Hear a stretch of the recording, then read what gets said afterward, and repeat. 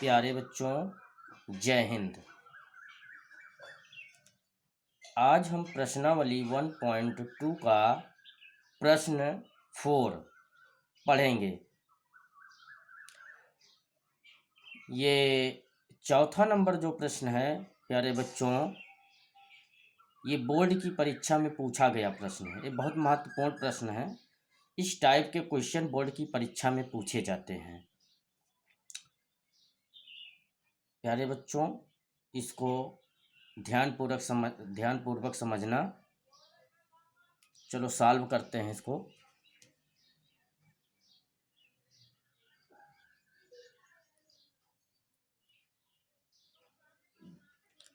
तो इसमें प्यारे बच्चों देख रहे हो चौथा प्रश्न में HCF 306,657 बराबर 9 दिया है।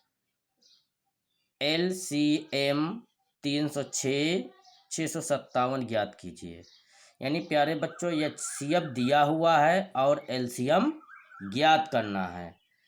तो पहले देख लेते हैं बच्चों क्या दिया है। दिया है HCF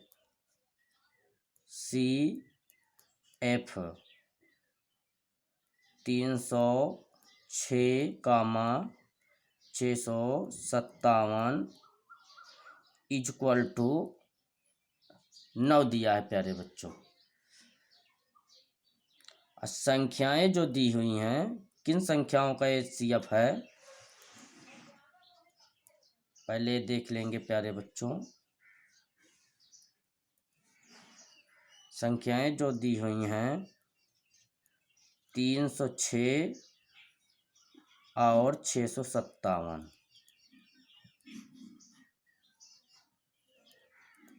ब्रैकेट में यही डिनोट करता है प्यारे बच्चों कि इन्हीं दो संख्याओं का HCF जो है 9 है। इन्हीं दो संख्याओं का हमें LCM निकालना है। ठीक है ना प्यारे बच्चों। तो हमारा फार्मूला जो होता है LCM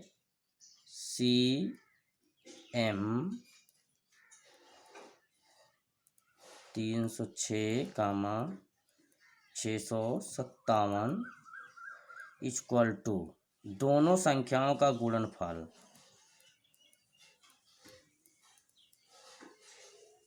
दोनों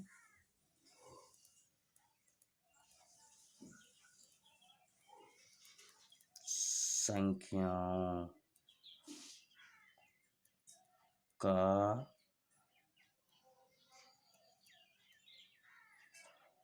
गुणनफल।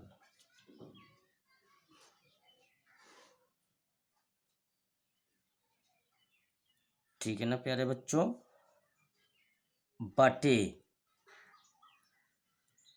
HCF, ब्रैकेट में उन्हीं दो संख्याओं को लिख लेंगे जिनका HCF दिया हुआ है 306 और 657। ठीक है ना प्यारे बच्चों। अब इसी फार्मूले का प्रयोग करके हम निकाल लेंगे LCM। तो दोनों संख्याओं का गुणनफल 306 और 657 का गुणन करेंगे हम। 306 गुणे 657 प्यारे बच्चों बटे HCF देख रहे हैं 9 दिया हुआ है प्यारे बच्चों, 9 दिया है। ठीक है ना प्यारे बच्चों। अब 9 से देखते हैं अगर 306 कट जाता है तो प्यारे बच्चों काट देते हैं, क्योंकि 9 त्रिक 27 और 3 बचेगा, 9 चौक 36 कट जाएगा प्यारे बच्चों। जैसे 9 एक कम 9, पाला पढ़ेंगे 30 में, 9 त्रिक 27, 3 बच गया प्यारे बच्चों, 36 हो गया, 9 चौक 36, ये भी कट गया प्यारे बच्चों। बराबर जो संख्याएं बची उसको हम लिख लेंगे। तो 34 गुणे 657 अब इन दोनों संख्याओं का हम गुणा करेंगे प्यारे बच्चों, तो इसका गुणा जो आएगा 22,338, 22,338, यही आंसर हो गया प्यारे बच्चों। यही क्या हो गया, उत्तर हो गया।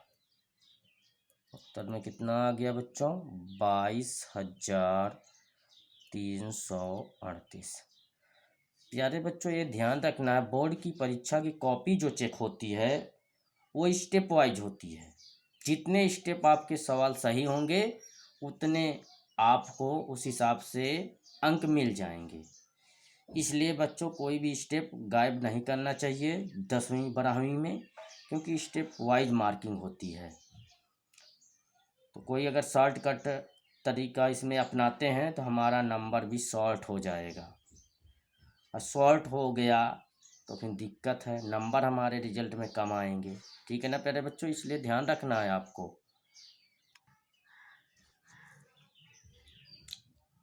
प्यारे बच्चों अब इसी प्रश्नावली का हम प्रश्न नंबर 5 पढ़ेंगे। तो हमारा प्रश्न नंबर 5 है, जांच कीजिए कि क्या किसी प्राकृत संख्या n के लिए संख्या 6 की घात n अंक 0 पर समाप्त हो सकती है, क्वेश्चन मार्क। चलो बच्चों देखते हैं, इसको हल करते हैं।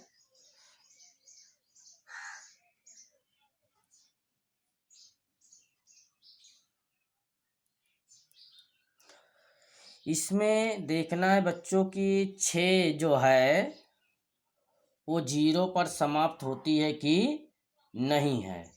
ठीक है ना प्यारे बच्चों।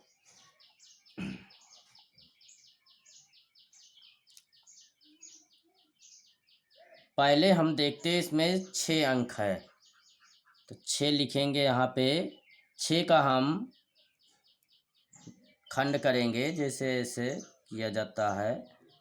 6 का तो 2 से कटेगा, 2 तिहाई 6, 3 एक कम 3, यानी इसका खंड जो आएगा प्यारे बच्चों 2 गुणे 3 आ जाएगा। तो ये 6 का खंड हो गया। अगर हमें 6 की घात n बराबर लिखना हो, 6 की घात n इक्वल टू, तो 6 का गुणनखंड 2 गुणे 3 है, इसी के ऊपर हम n लिख देंगे। ठीक है ना प्यारे बच्चों। यहाँ पर हम देख रहे हैं कि 6 के गुणनखंड में कोई भी संख्या 5 नहीं है, और 5 होगी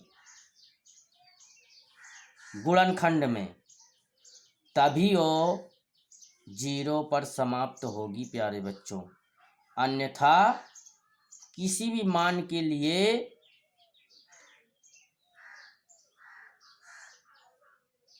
0 पर समाप्त नहीं हो सकती है।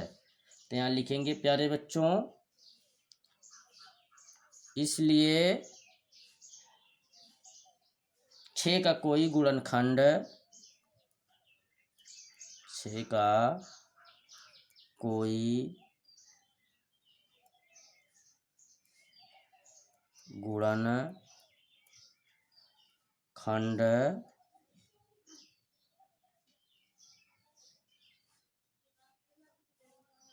गुणनखंड 5 नहीं है।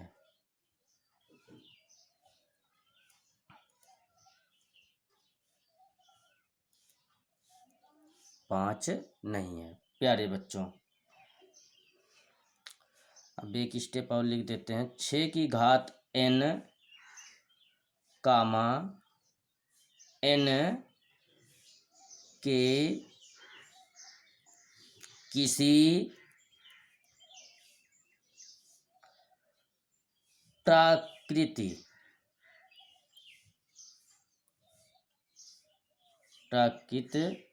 मान के लिए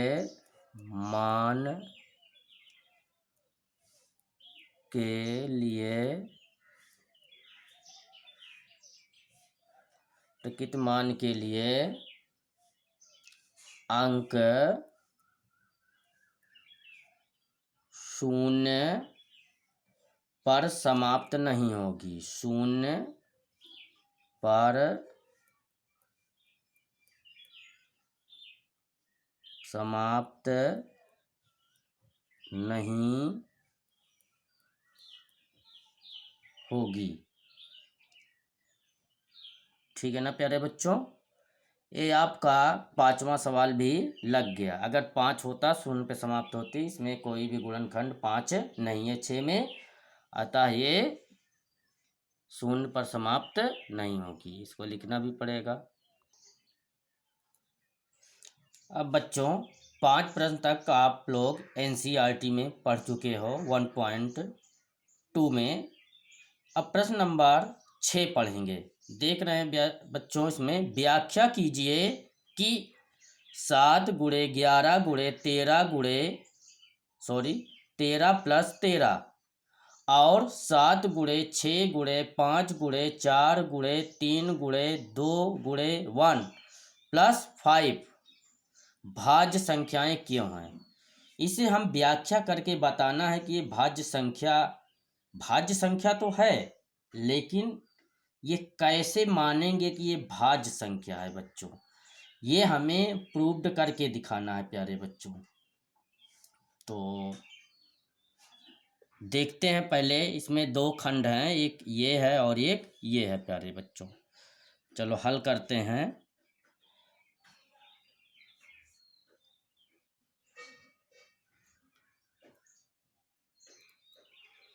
तो पहला है 7 गुणे 11 गुणे 13 प्लस 13 प्यारे बच्चों। अब इसको हम क्या करते हैं, देखते हैं कि यहाँ देखते हैं और यहाँ, क्योंकि प्लस से ये संख्याएं चेंज हो गई हैं। तो 13 और 13 इसमें कॉमन है, 2 पार्ट में डिवाइड हो गया है, तो 13 इसमें कॉमन है। तो देखते हैं बच्चों, 7 बच जाएगा, 11 बच जाएगा, 13 एक कम 13 यानी 1 बच जाएगा, कॉमन हो गया। तो इसमें भी 13 एक कम 13 प्यारे बच्चों। 13 11 सते 77, 77 एक कम 77 हो जाएगा, अब प्लस 1। देख रहे हैं ना प्यारे बच्चों, 13 गुणे 77 और एक जोड़ेंगे तो 78 हो जाएगा। ठीक है ना प्यारे बच्चों। देखो 13 का खंड किया गया है, 78 को हम अलग से कर लेते हैं प्यारे बच्चों। इसको हमको 2 से कटेगा, क्योंकि लास्ट में 8 है ना, 2 चौको 8, तो पूरी संख्या 2 से कट जाएगी। तो 2 का पारा पढ़ेंगे, 7 में 2 तिहाई 6, 1 बच गया तो 18 हो गया यहाँ पे, तो 2 9 18। अब लास्ट में 3 से कट रहा है प्यारे बच्चों, तो इसका मतलब 3 से कट जाएगा, 3 एक कम 3, 3 त्रिका 9, फिर 13 से कटेगा, स्पष्ट है बच्चों, 13 एक कम 13 कट गया। अब इसी को हमको दूसरे रूप में लिख सकते हैं, 13 गुणे 13 गुणे 3 गुणे 2। ये प्यारे बच्चों भाज्य संख्या है।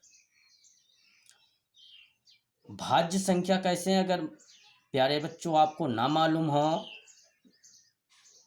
भाज्य संख्या वो होती है जो किसी भी संख्या से कट जाए। ठीक है ना प्यारे बच्चों। अभाज्य संख्या जो खुद से कटे, किसी अन्य संख्या से ना कटे, खुद के अलावा उसमें कोई भी गुणनखंड ना हो उसका। जैसे हम कह दें 17 देख रहे हैं प्यारे बच्चों, 17 के ही पहाड़ा में आएगा, इसका खंड नहीं किया जा सकता, किया जा सकता तो 17 एक कम 17, तो सिर्फ 17 से कटना चाहिए। इसमें देख रहे हैं कई खंड है, 13 भी है, 3 भी है, 2 भी है प्यारे बच्चों, कई संख्याएं इसमें आई हुई हैं। जबकि अभाज्य में केवल एक ही संख्या जो खुद से कटे, किसी अन्य संख्या से ना कटे, वो क्या होती हैं, अभाज्य संख्या। और ये क्या है बच्चों, भाज्य संख्या है। अतः यह भाज्य संख्या है, भाज्य संख्या है। इसी प्रकार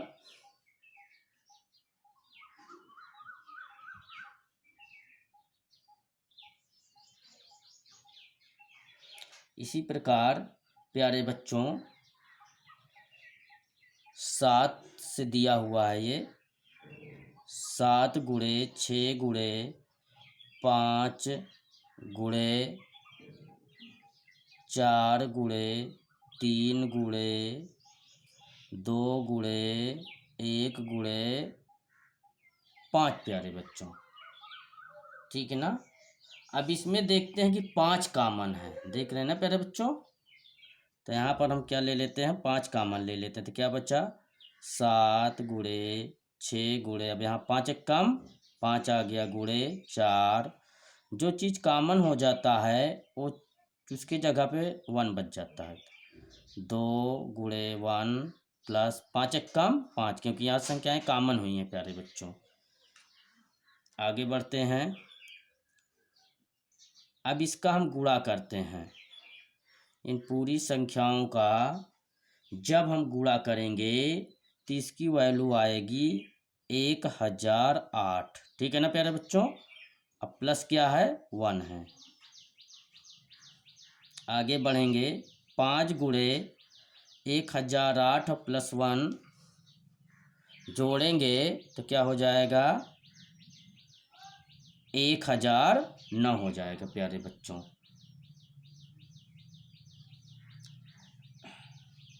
अब 109 का खंड नहीं किया जा सकता है प्यारे बच्चों, लेकिन यहाँ देख रहे हैं कि इसके भी 2 संख्या हो गई हैं गुणनखंड में। इसका मतलब है कि ये भाज्य संख्या है, ठीक है ना बच्चों। अगर एक ही संख्या होता, केवल 5 होता, तो 5 के पहाड़े में ही आता, 1009 के तो बीच में साथ में न रहता। इसमें 2 संख्याएं साथ में, इसलिए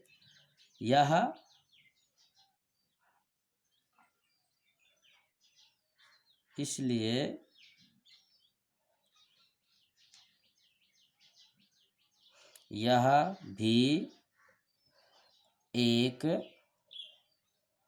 भाज्य संख्या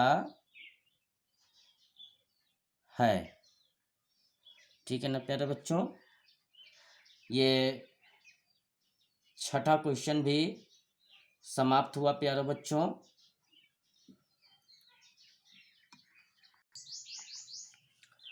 अब प्यारे बच्चों अगला प्रश्न 7 नंबर देखते हैं। देख रहे हैं प्रश्न 7। किसी खेल के मैदान के चारों ओर एक वृत्ताकार पथ है। इस मैदान का एक चक्कर लगाने में सोनिया को 18 मिनट लगते हैं, जबकि इसी मैदान का एक चक्कर लगाने में रवि को 12 मिनट लगते हैं।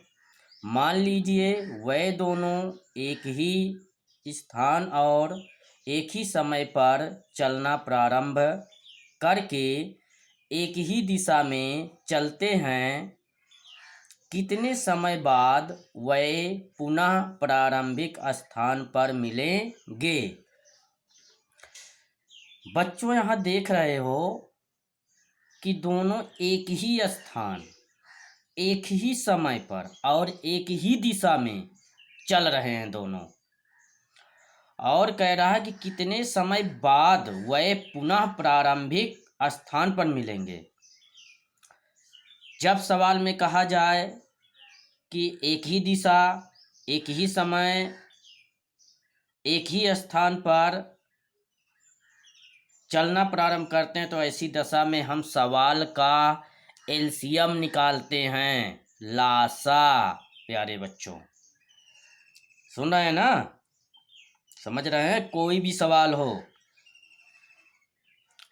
और एक ध्यान देने योग्य बात और है बच्चों, इसमें पुनः प्रारंभिक अवस्था में पुनः की बात आ जाए तो समझ लो कि उसका भी हमें लासा निकालना है। ऐसे सवाल प्यारे बच्चों प्रतियोगी परीक्षा में भी पूछे जाते हैं, आपको अवगत करा रहे हैं हम। बड़े ही ध्यान से इन सवालों को आपको पढ़ना चाहिए। देखते हैं प्यारे बच्चों, कोई भी परीक्षा होती है तो उसमें गणित जरूर से जरूर आता है प्यारे बच्चों। चलो फिलहाल हम लोग इसी टॉपिक पे रहते हैं।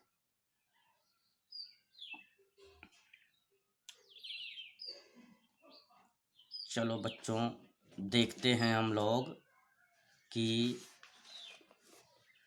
ठीक है ना प्यारे बच्चों, क्योंकि इसमें कह रहा है, चलो लिखते हैं प्यारे बच्चों, इसमें हल करते हैं, सॉल्व करते हैं।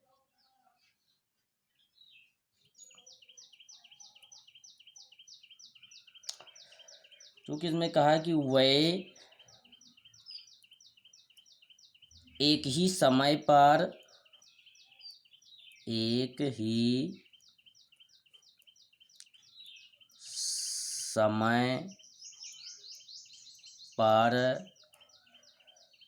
चलना प्रारंभ करते हैं, एक ही समय पर चलना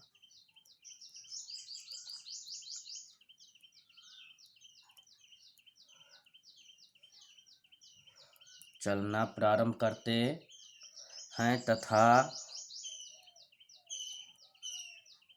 तथा एक ही दिशा में चलते हैं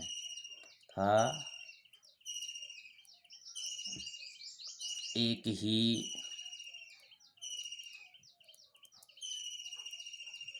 दिशा में चलते हैं। ठीक है ना प्यारे बच्चों, इसलिए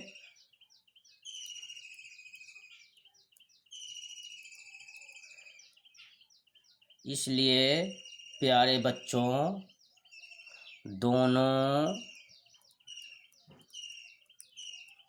समयों का एलसीएम निकालेंगे।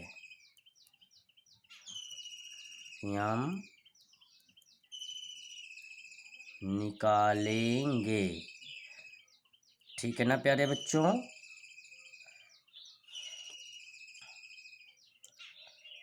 तो इसमें पहली संख्या 18, तो 18 के अभाज्य गुणनखंड हम लोग निकालते हैं।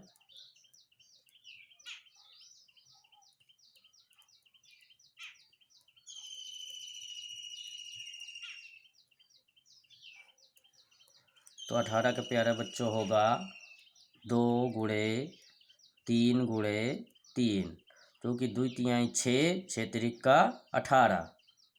अब प्यारे बच्चों 12 है, 12 के अभाज्य गुणनखंड,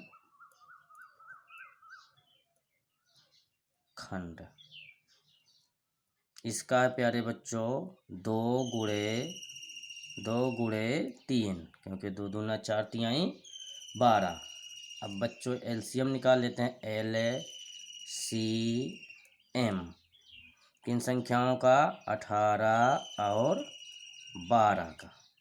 तो देख रहे हैं बच्चों ये दोनों संख्याएं मैच कर रही हैं ना, तो इसको 2 में से 1 लिखेंगे। फिर देखते हैं 2 नहीं मिल रहा है, फिर भी लिखना ही पड़ेगा। देखिए प्यारे बच्चों 3 मिल रहा है तो दोनों में से 1 ही लिखेंगे, ये नहीं मिल रहा है तो इसको भी लिखेंगे। तो 2 दूना 4 तिहाई 12, 12 तिहाई 36। ठीक है ना प्यारे बच्चों,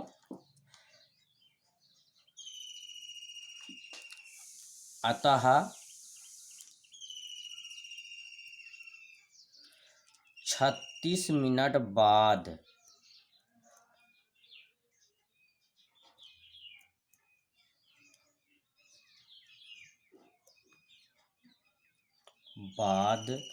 सोनिया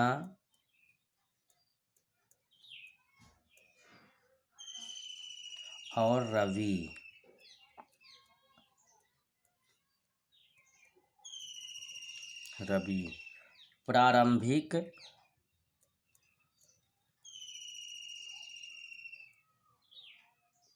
प्रारंभिक स्थान पर मिलेंगे।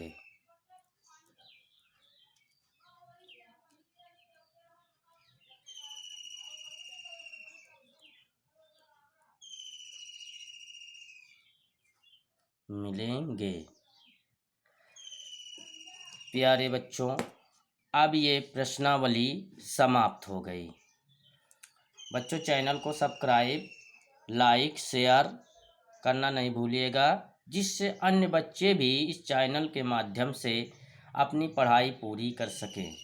क्योंकि क्रम के अनुसार ही हम वीडियो बनाकर अपलोड कर रहे हैं प्यारे बच्चों, पढ़ा रहे हैं आपको मेहनत करके। क्योंकि पहले हम लोग 1.1 प्रश्नावली को पढ़े, अब 1.2 प्रश्नावली को एक सीरियल वाइज से पढ़े बच्चों, जिससे आपको दिक्कत ना हो, समय से आपको वीडियो अपलोड होता रहे प्यारे बच्चों। ठीक है, धन्यवाद।